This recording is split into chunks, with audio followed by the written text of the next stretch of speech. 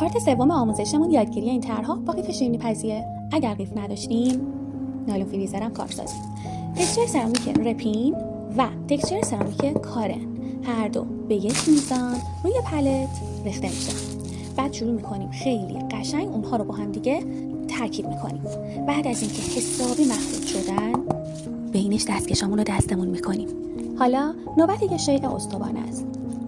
قیف شیرینی پزیمون رو داخل شیء استوانه میذاریم. من اینجا یه لیوان انتخاب کردم. بعد تمام تکسچری که با هم مخلوط کرده بودیم و داخل قیفمون می‌ریزیم. درشون خوب گره میزنیم و شروع میکنیم به ورز دادن. انقدر ورز میدیم تا هواش گرفته بشه. بریم سراغ اولین برشمون. برشمون صافه، دستمون عمود و خیلی آروم از بالا به پایین دونه های مرواریدی رو اجرا میکنیم. یک کاسه آب کنارت باشه. با انگشت اشاره خیس شده خیلی آروم نوازشش میکنیم.